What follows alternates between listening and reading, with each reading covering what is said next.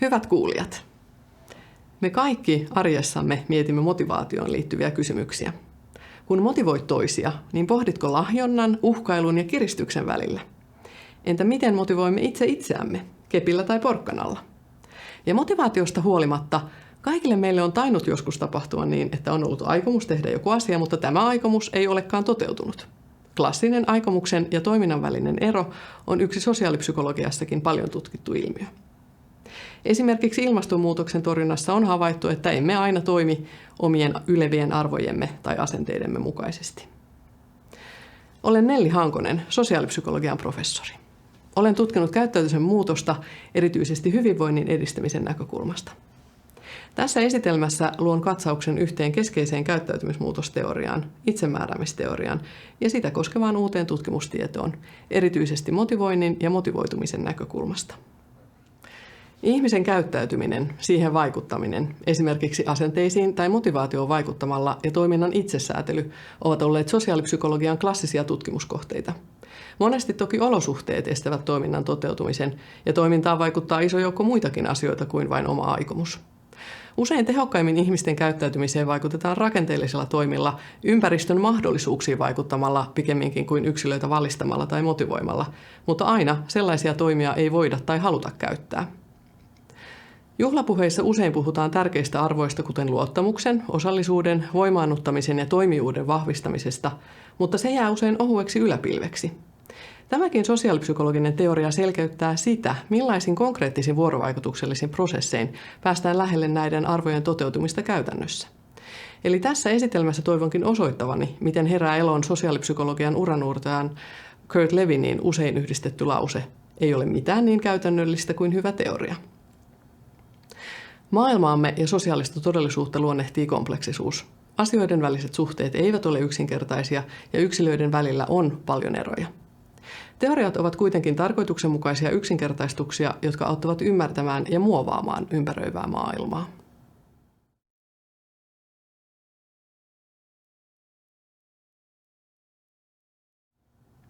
Itsemääräämisteoriaa koskeva tutkimus on lisääntynyt hurjasti viime vuosikymmeninä monissa eri sovellusalueissa.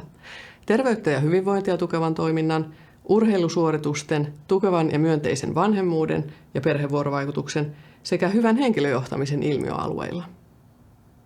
Itsemääräämisteoria on itse asiassa laaja lähestymistapa, joka sisältää nykyisellään 6 eri miniteoriaa.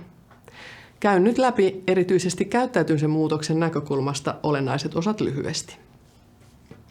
Motivaatio on se voima, joka energisoi ja ohjaa käyttäytymistämme. Esimerkiksi minulla on paljon motivaatiota käyttää kasvomaskia vieraillessani vanhainkodissa nyt pandemia-aikana. Usein tämä aikomus tosiaan typistyy määräksi, kuinka paljon motia on tehdä jotain. Tärkeä perusoletus tämän teorian mukaan on, että ihmisen motivaation määrän lisäksi motivaation laadulla on väliä. Karkeasti ottaen motivaatio voidaan jakaa ulkoiseen, palkinnoilla ja rangaistuksilla operoivaan motivaatioon ja omaehtoiseen autonomiseen motivaatioon. Kun ihminen on ulkoisesti motivoitunut johonkin toimintaan, hän kokee toimivansa painostettuna ja pakotettuna, joko toisten ihmisten määräämänä, palkkioiden tai rangaistuksen takia, tai sitten sisäistetyn ulkoisen pakon alaisena eli häpeän ja syyllisyyden tunteiden välttämiseksi.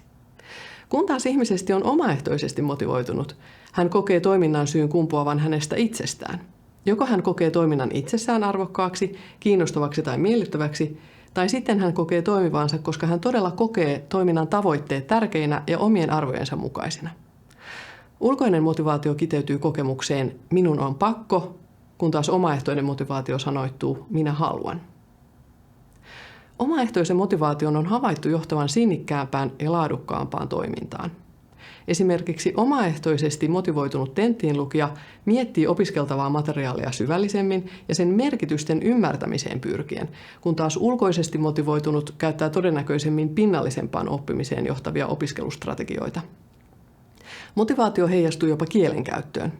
On havaittu, että tupakoinnin lopettamiseen pyrkivät ihmiset onnistuvat pysymään lopetusaikeissaan vuodenkin päästä paremmin, jos he yrityksen alkuvaiheessa ovat kertoneet haluavansa lopettaa, kuin että heidän on pakko lopettaa. Motivaation laatu vaihtelee meillä kaikilla kohdekäyttäytymisen mukaan ja tietysti se voi heilahdella ajassa. Mikä sitten vaikuttaa motivaation laatuun? Itsemääräämisteorian mukaan meillä kaikilla on 3 psykologista perustarvetta. Autonomian, kykenevyyden ja yhteenkuuluvuuden tarpeet. Lyhyesti nämä voi summata kokemuksena siitä, että minä päätän, minulla on vaikutusvaltaa oman elämäni asioihin. Minä osaan, minulla on hallinnan ja osaavuuden kokemus tehtävästä asiasta ja minä kelpaan muille sellaisena kuin olen. Minulla on tärkeä osa ryhmää ja yhteisöä.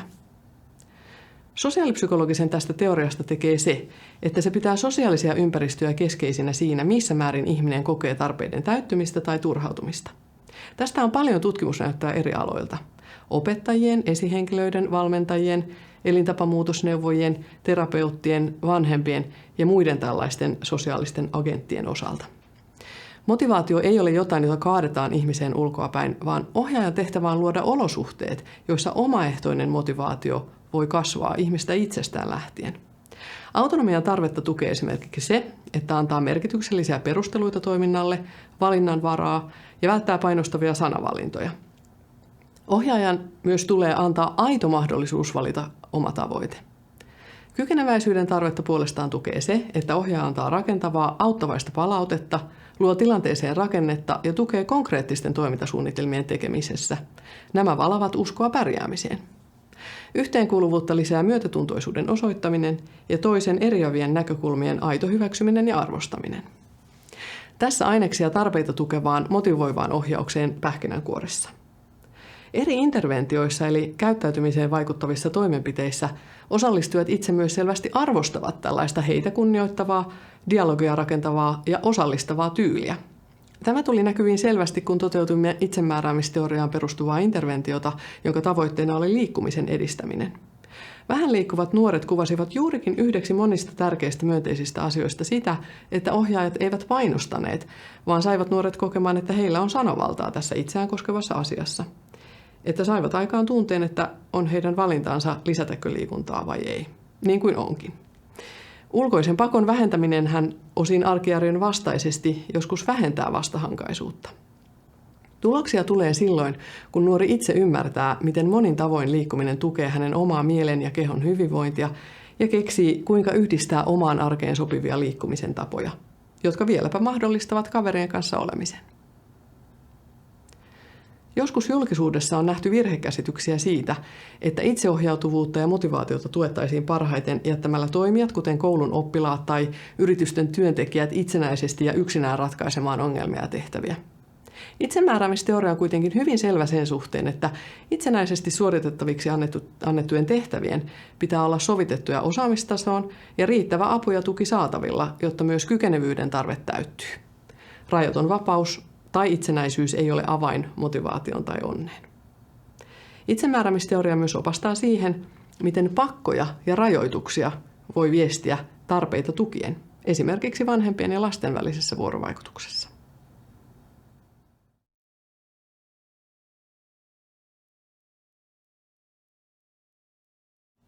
Itsemääräämisteoriaa olemme hyödyntäneet sen hahmottelussa, millainen viranomaisviestintä parhaiten voisi tukea omaehtoista motivaatiota noudattaa suojatoimia pandemian aikana. Onhan niin, että viranomaisilla on vain rajalliset mahdollisuudet valvoa esimerkiksi käsihygieniaa, jolloin ihmisen omaehtoisen motivaation merkitys korostuu. Myös esimerkiksi maskin käyttö onnistuu paremmin, naamalle tiivistäen ja reunavuotoja ehkäisten, jos ihminen ymmärtää maskin käytön perustelut, eli on autonomisesti motivoitunut, eikä ulkoisesti motivoitunut ajatellen pidän vain, koska määrätään. Silloin maski voi repsottaa nenän alla ilman, että se täyttää tarkoitustaan, ja maski poistetaan heti valvovan silmän poistuessa. Nämä 12 viestintäperiaatetta auttavat tukemaan omaehtoista motivaatiota noudattaa suojatoimia. Esimerkiksi perustele ohjeet selkeästi havainnollistamalla suositeltavien toimien hyödyt ja tehokkuus, tunnista keskeiset esteet ja anna konkreettisia keinoja niiden ylittämiseksi, osoita, että huomioit ihmisen oman näkökulman ja korosta yhteistä identiteettiä. Keräsimme keväällä 2021 kolmannen korona-aallon ja maskisuosituksen edelleen voimassa ollessa edustavan aineiston suomalaisesta aikuisväestöstä. Valtaosa suomalaisista raportoi noudattavansa koronatoimia, koska piti niitä tärkeinä ja arvojensa mukaisina, ja vain vähemmistö ensisijaisesti siksi, että oli pakko. Motivaation laatu oli yhteydessä myös aikomukseen käyttää maskia ja pitää sosiaalista etäisyyttä. Maskit voivat lisätä kykenevyyden kokemusta. Nuoret aikuiset kokevat maskin käytön mahdollisuutena vaikuttaa omalta osaltaan yhteiskunnalliseen tilanteeseen estämällä viruksen leviämistä. Politiikkatoimia viestiessä ihmisiä kannattaa kohdella kuin aikuisia, auttaa heitä ymmärtämään toiminnan syyt ja tärkeys ja tarjota jotain valinnanvaraa rajojenkin puitteissa. Johtamistutkimuksestakin tiedetään, että komenteleva ja määräilevä sekä toisaalta kaoottinen tai epäselvä johtaminen on omiaan sammuttamaan työmotivaation.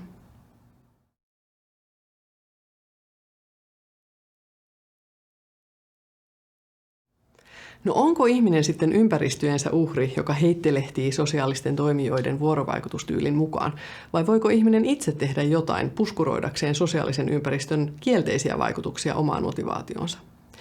Valtaosa itsemääräämisteoriaa koskevasta tutkimuksesta ja itse teoriastakin on käsitellyt sosiaalisen ympäristön vaikutuksia motivaation laatuun.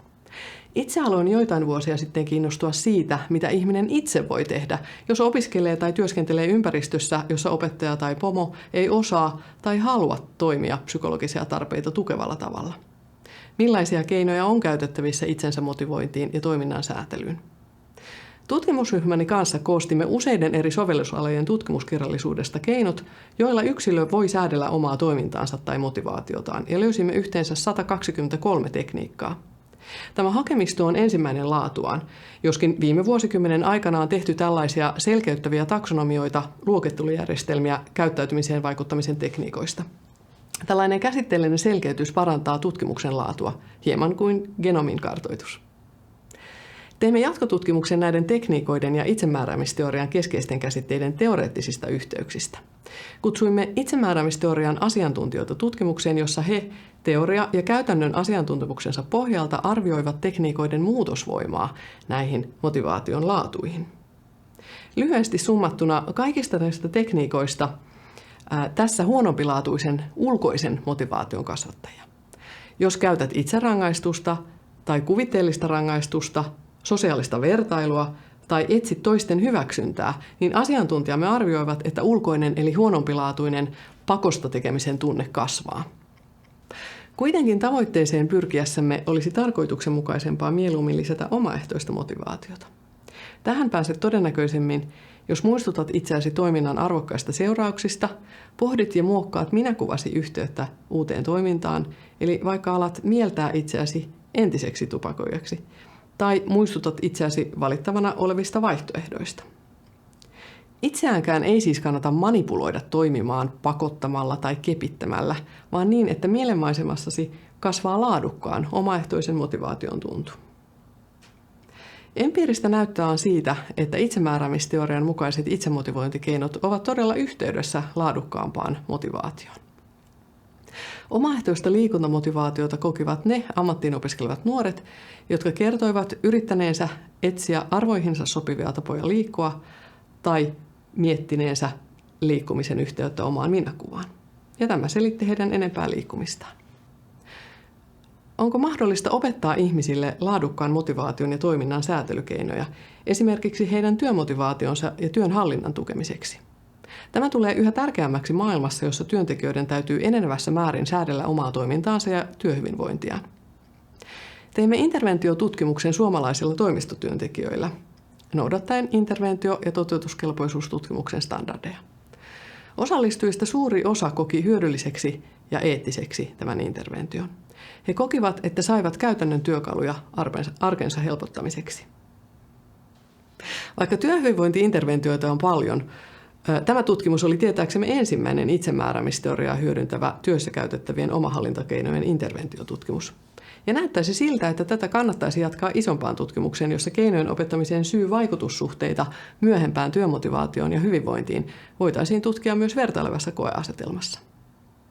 Olisi myös tärkeää tutkia, miten näitä itsesäätelykeinoja voidaan käyttää yhdessä merkityksellisten ryhmien ja yhteisöjen kanssa. Yhdessä saadaan tutkitustikin enemmän aikaan.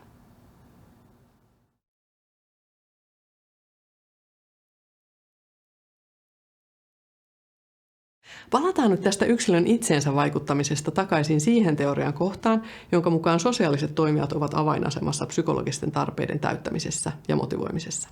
Kukaan ei ole seppä syntyessään, ja monet ammattilaiset, kuten minä itsekin, haluaisivat oppia parempia ohjausvuorovaikutuksen tapoja. Miten voimme auttaa ammattilaisia luomaan motivoitumiselle otollisempia ympäristöjä?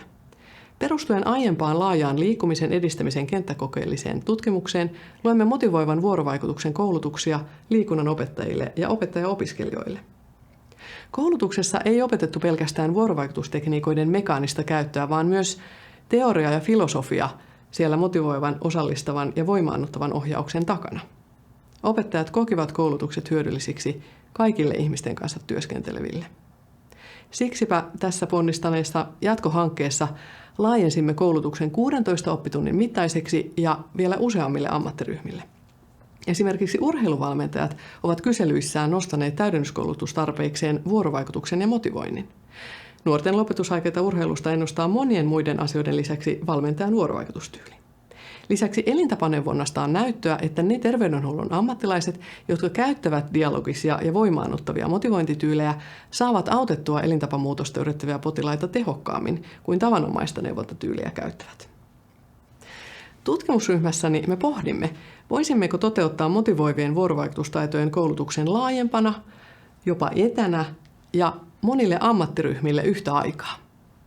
Systemaattinen interventiosuunnittelu mahdollistaa sen, että niukat resurssit kohdennetaan mahdollisimman tehokkaasti oikeisiin kohteisiin ja oikeita prosesseja virittäen sekä ihmisten mielissä että ympäristössä.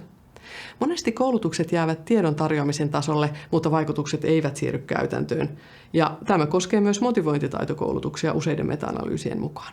Eli koulutukset saattavat virittää vahvan aikomuksen toimia motivoivalla tyylillä, mutta tämä aikomus ei kuitenkaan toteudu. Aikomuksen ja toiminnan välinen kuilu. Itsemääräämisteoria tarjoaa tarkastelulinssin tilanteisiin, joissa ihmisen motivaatiolla on keskeinen sija kohdeongelman ratkaisussa. Mutta aina motivaatio ei kuitenkaan ole keskiössä ja tarkastelulinssiä, eli hyödynnettävää teoriaa on tällöin tarkoituksenmukaista vaihtaa. Koulutustamme suunnittelussa hyödynsimme siksi laajaa kirjoa käyttäytymismuutoksen teorioita ja strategioita. Myös ohjausvuorovaikutuksen tyylihän on oikeastaan käyttäytymistä, ja käyttäytymisteorioita voidaan hyödyntää sen muovaamiseksi. Vaikka jo sosiaalipsykologian klassikko William James 1800-luvulla pohti automaattisten tottumusten voimaa toimintamme ohjaamisessa, niin tietääksemme tottumusteoria ei ole systemaattisesti koeteltu tai kehitetty edelleen vuorovaikutustottumusten muutoksen yhteydessä ennen kuin tässä nyt käynnissä olevassa hankkeessamme. Intervention kehittämisen yhteydessä tehty esitestaus osoitti, että osallistujat pitivät koulutuksesta ja sen moniammatillisuudesta. Kuten aiemmissakin tottumusteoriaa opiskeluympäristöjen muuttamiseksi käyttäneissä tutkimuksissamme, varsin suuri osa ammattilaisista otti käyttöön näitä tottumusteorian mukaisia rutiinien luontistrategioita. Niiden käytöllä on selvää yhteyttä oman toiminnan onnistuneeseen muuttamiseen, esimerkiksi luokkahuoneiden aktiivisuuskäytäntöjen ja siten myös terveellisemmän toiminnan mahdollistavien ympäristöjen muuttamiseen. Monelle onkin yllätys, miten yksilöpsykologiseksi miellettyjä interventiostrategioita voidaan hyödyntää myös ympäristöjen muuttamiseksi. Tutkimustyössämme ryhmäni kanssa tulemme selvittämään, millaisia muuhun arkeen kietoutuvia polkuja pitkin ihmiset näitä muutoksen prosesseja käyvät ja millaiset keinot missäkin kohtaa kutakin auttavat muuttamaan omaa käyttäytymistään.